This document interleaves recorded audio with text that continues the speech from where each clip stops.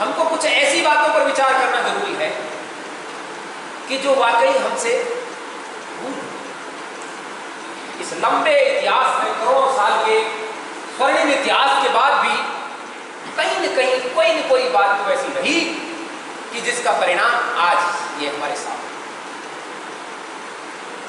पिता में भीष्म, महर्षि विश्वामित्र, महाराज हरिश्चंद्र, स्वयं प्रभु राम और श्री कृष्ण जैसे व्यक्ति जिस परिवारों में पैदा हुए हो, जहां राजमाता कुंती, राजकन्या मदालसा, महारानी द्रौपदी, राजमाता कौशल्या और माता सीता जिन परिवारों में हुई, आज हम देख रहे हैं कि उन परिवारों में दुनिया के और समाजों से भी स्थिति काफी डाउन है। इस पर हमको विचार करना चाहिए कि आज ये दिन क्यों आया, ऐसा क्या हो गया कि हम अर्श से फर्श पर। अपनी भूलों की जब हम चर्चा करेंगे तो इसमें आत्मनिंदा भी होगी और परिनिंदा, खुद की निंदा भी होगी और दूसरे की निंदा। लेकिन हमारा ध्येय ये नहीं है कि हम दूसरे को डिग्रेड करें और अपने आप में ही भाग, सिर्फ अपने अध्ययन के लिए और अपने आप को फिर से उठाने के लिए हमको उन पर विचार करना चाहिए कि ये बीमारी किन कारणों से होती है।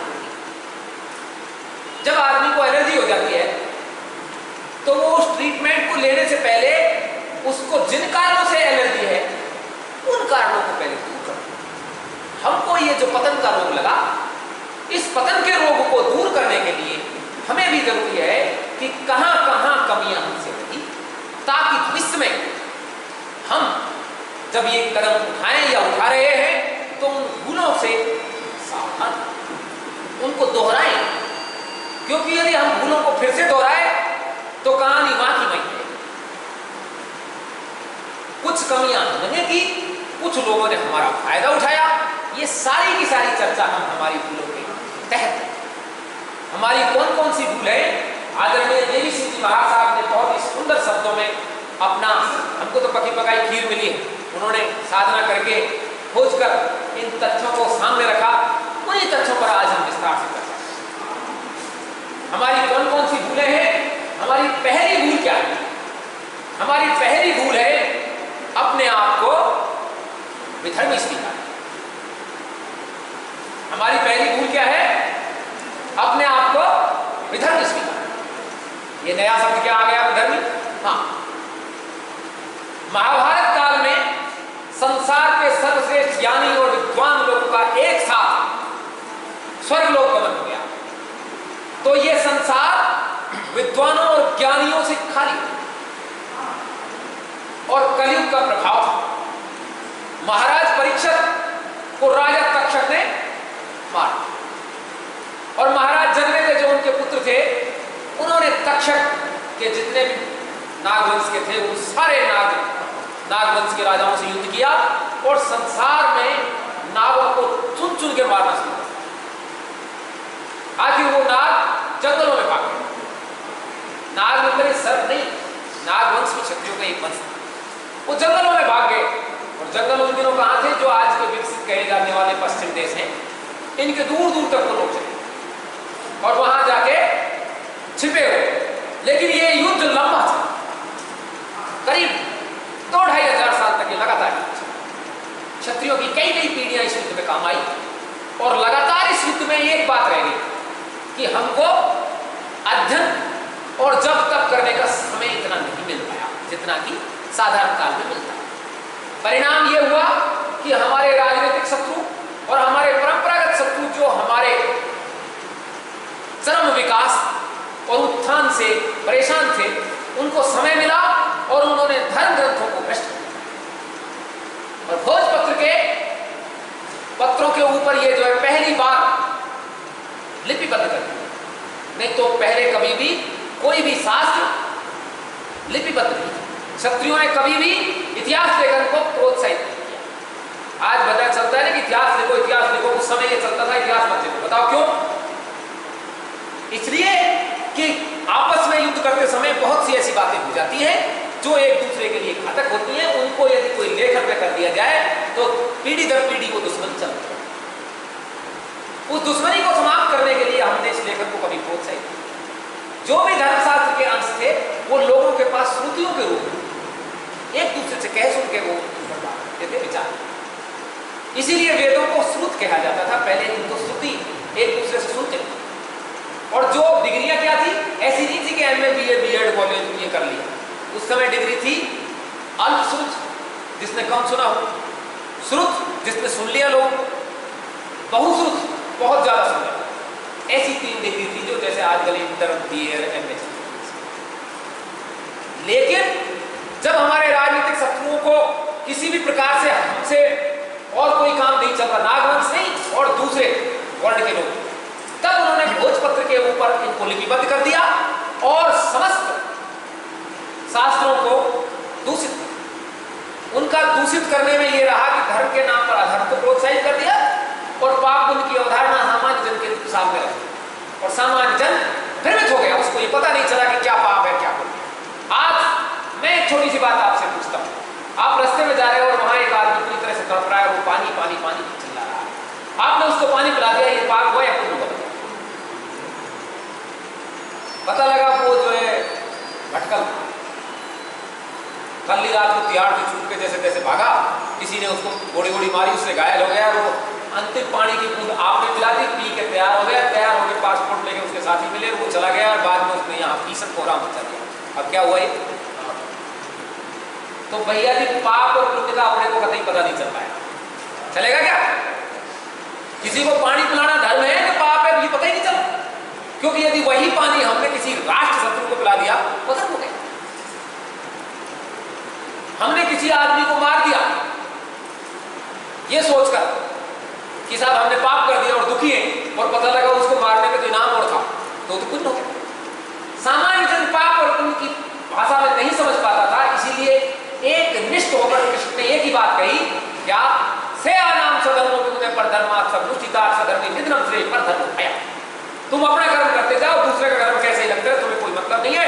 अपने धर्म में मर जाना भी श्रेष्ठ है, दूसरे का धर्म तो भय को देने वाला है।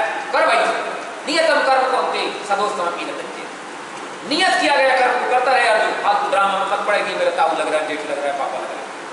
क्योंकि मनुष्य में इतनी बुद्धि है ही नहीं कि पाप क्या है। तो हम इस अवधारणा में नहीं पढ़ते थे, लेकिन पाप पुण्य की अवधारणा बना के ये जो टिकट काटना शुरू हो गया कि तू 10 साल स्वर्ग में रह सकता है, तेरे 1 पीढ़ी रह लेगी, 10 पीढ़ी रह लेगी, इस नाम पर आडंबर गया और धर्म के नाम पर एक से एक कुकर्म चालू हो गए। तो इन कुकर्मों को देखने के लिए सर्वप्रथम क्षत्रिय राजकुमारों ने इनका विरोध किया और उन धर्म के में फैली हुई बुराइयों को दूर करने के लिए जिन्होंने विद्रोह किया, उन विद्रोहियों में सर्वप्रथम भगवान गौतम बुद्ध और महावीर स्वामी, और उनके नेतृत्व में ऐसे ही अनेकों राजा। ये तो उनके नेता थे और ये तो वो है जो चर्चा में आ गए। ऐसे अनेक लोगों ने विद्रोह किया, लेकिन वो बात कहीं दब गई या लोगों तक पहुंची। उनके इन विद्रोह के परिणाम स्वरूप जो राजवंश थे वो उनकी बातों को समझने लगे और उनके साथ हो। जब वो उनके साथ हो लिए तो इन्हीं पंडावादी लोगों ने, जो धर्म के ठेकेदार बन गए थे, जो बाद में आए, वो एक बार फिर सुन ले, पंडावाद का मतलब ब्राह्मणों से नहीं। धर्म को ठेकेदारी जो लोग करते हैं, तो धर्म को बेचते हैं, चाहे वो हो, चाहे मौलवी हो, चाहे ग्रंथी हो, चाहे जैनियों के तीर्थंकर हो, चाहे बौद्धों के वो क्या हो, जो मॉन्क हो, वो कोई भी हो, जो धर्म के नाम पर ठेकेदारी करते हैं, मनुष्य और ईश्वर के बीच में जो मीडिएटर है उनको पंडा। उन पंडावादी तत्वों ने धर्म को दूषित कर दिया और इनका विद्रोह करने के लिए जब राजकुमारों ने विद्रोह किया, उनके नेतृत्व में उनके साथ लोग लग लिए उनके लिए। इन पंडावादियों के जब और कोई पेश नहीं गई थी, इन्होंने इनको क्या कहा कि ये धर्मद्रोही है। उन्होंने भी क्या कहा, आग लगाओ तुम्हारे धर्म, जिसमें सत्य नहीं, जिसमें न्याय नहीं, वो खाएगा धर्म। ऐसा कह के वो उन नेताओं के अनुसार साथ होंगे जो भी उन नए विचारधाराओं के लीडर्स थे, जैसे भगवान महावीर स्वामी, भगवान बुद्ध। उनके अनुयायियों ने उनकी विचारधारा को धर्म मान लिया। क्या किया? उनकी विचारधारा को धर्म मान लिया और इन पंडावादियों ने उनको विधर्मी घोषित। उन्होंने भी मान लिया अपने आप को हम विधर्मी। उससे क्या दो नुकसान हुए? पहला नुकसान तो ये हुआ, करोड़ों वर्षों की हमारी संचित जो पुण्य था या जो हमारी पीढ़ियां थी, जो ज्ञान था, इतिहास, उससे वो कट गई। दूसरा क्या हुआ? धर्मद्रोहियों के विरुद्ध शक्तियां विभक्त हो गई। जो आडंबरियों के विरुद्ध, पंडावाद के विरुद्ध शक्तियां थी वो विभाजित हो गई। कोई भगवान बुद्ध के नाम पे बौद्ध बन गए, तो कोई भगवान जैनेन्द्र के नाम पे जैन बन गए। ऐसा नहीं है कि केवल इन्होंने ही विद्रोह किया हो, महात्मा ईसा भी क्षत्रिय थे और महात्मा ये मोहम्मद साहब भी क्षत्रिय। वहां पर भी इन मूर्ति पूजा, जब भगवान बुद्ध की मूर्तियां बनने लगी और अच्छा चढ़ावा बढ़ावा आने लगा, तो अपने पंडितों ने सोचा यार अपने को जुगाड़ करो, अपने पास खाने पीने का मूर्तियों से काफी फायदा होता है, सुबह से लेकर शाम तक इसमें लगे रहते हैं, बहुत चढ़ावा आता है। तो इन्होंने, उनके पास तो क्या था, भगवान बुद्ध और महावीर की तो क्या शकल थी, उनको तो लोगों ने देखा तो चित्र बना लिए। करोड़ों वर्ष के पुराने जो राम और कृष्ण और अपने बड़े बड़े ईश्वर थे, उनकी मूर्ति इन्होंने कल्पनाओं के आधार पर बना ली और उन कल्पनाओं के आधार पर खूब चढ़ावा आता है और खूब मजे लेते। इनका विद्रोह एक चंद्रवंश का राजकुमार था तोमर की, टर्की का सही नाम है तोमर की, वो तोमरों का साम्राज्य था वहां, और हरा उनका झंडा था और वही चंद्र का निशान। वहां का एक साधारण राजकुमार, मतलब साधारण परिवार का एक व्यक्ति, मोहम्मद साहब, उन्होंने कहा यह धर्म नहीं हो सकता।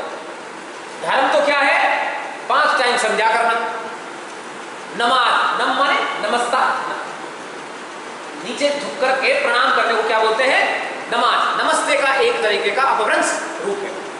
और भगवान सदाशिव की जो मूर्ति थी उसको ढक के उन्होंने पूजा शुरू करवा दी।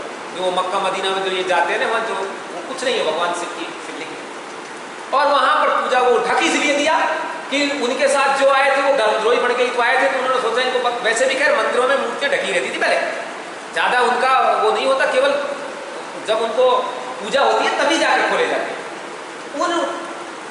वहां मूर्ति पर उनकी पूजा शुरू हुई और मोहम्मद साहब ने कहा स्त्रियों से हेलमेल, शराब मांस का भक्षण और झूठ बोलना ये किसी भी मुसलमान को शोभा नहीं देता। मुसलमान स्थिर और ईमान माने ईमान, कि जो आदमी ईमान पर स्थिर है उसको कभी भी झूठ नहीं बोलना चाहिए, उसको जीवों की हत्या नहीं करनी चाहिए, उसको शराब मांस का भोजन नहीं करना चाहिए और स्त्रियों से हेलमेल नहीं करना चाहिए और 5 टाइम नमाज पढ़ना।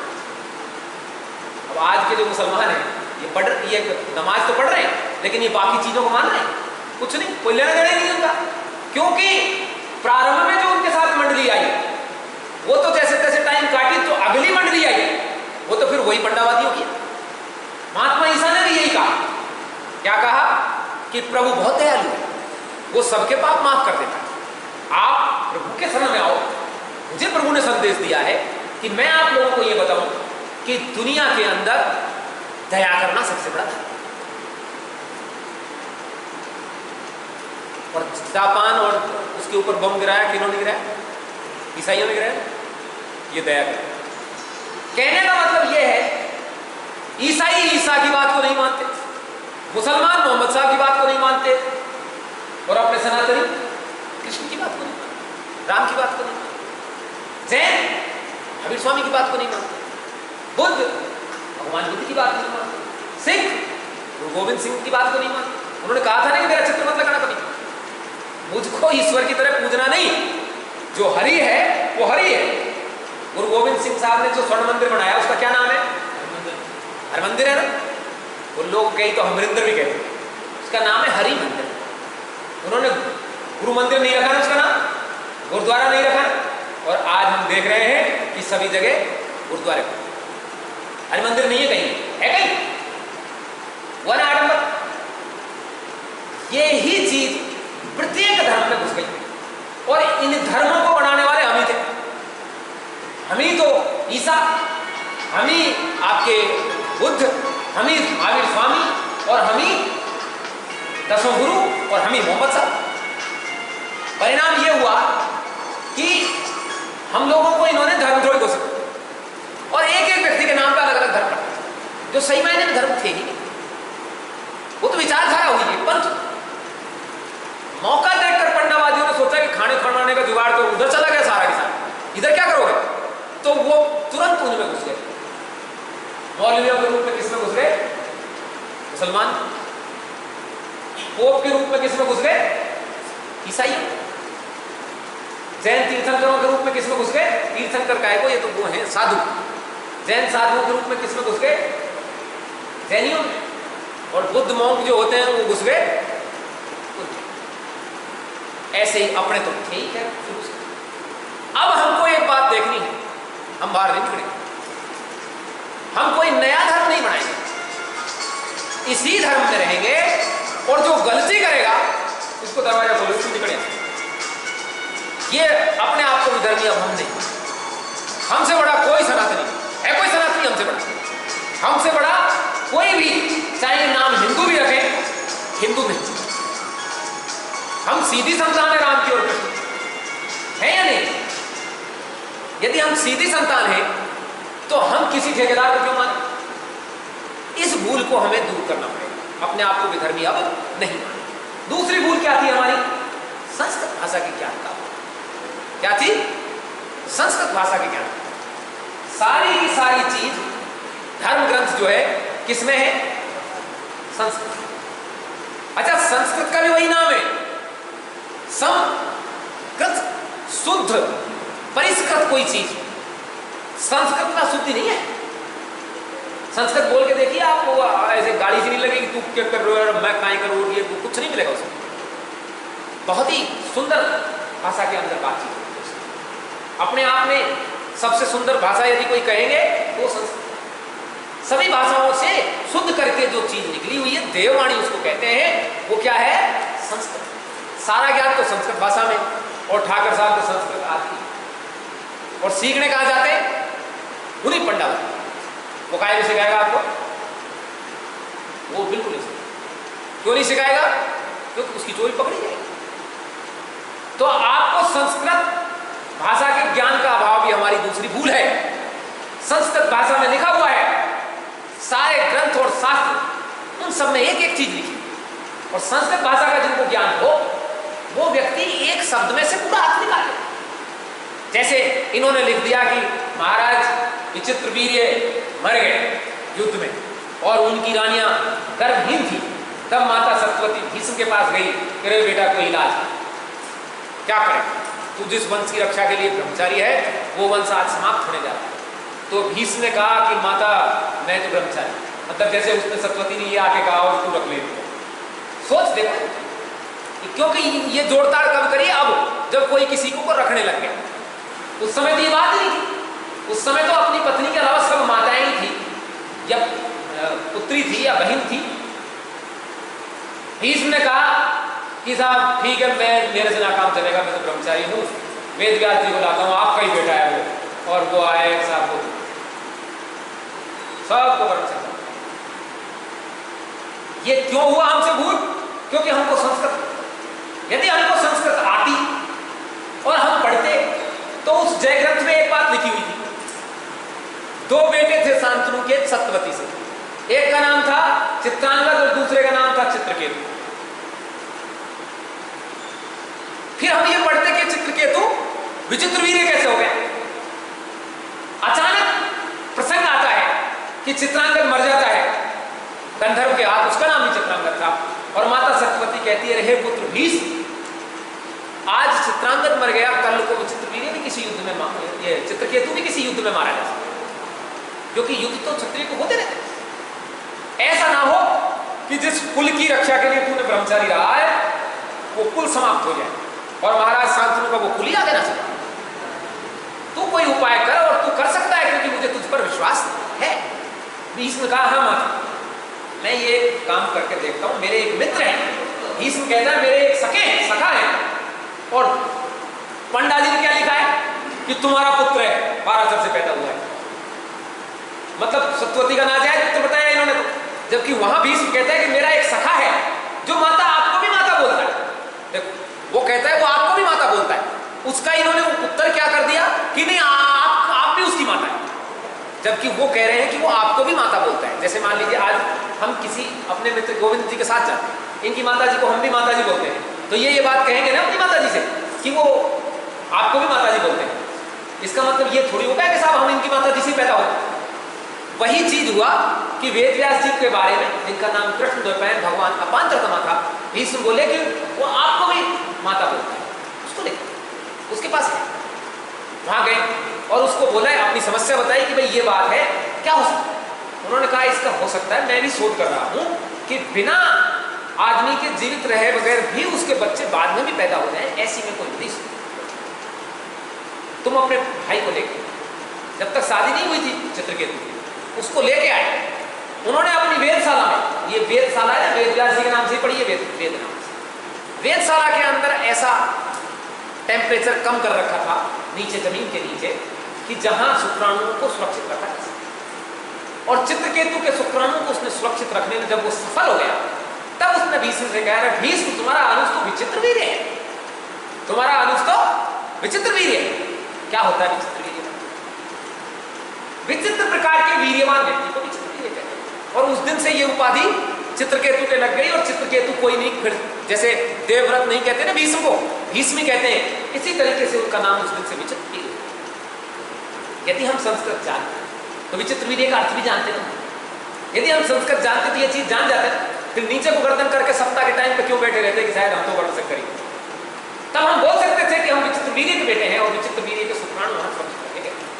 जैसे आज बरखमणी शिशु बच्चे पैदा होते हैं, उसी तरीके से जैसे आज कृत्रिम वीर्य गर्भाधान से पैदा होते हैं, उस समय ये विधि भगवान वेदव्यास जी ने अपांतरता माने और वो शुक्राणु प्रज्वलित हो गए और उनसे कह दिया, इनसे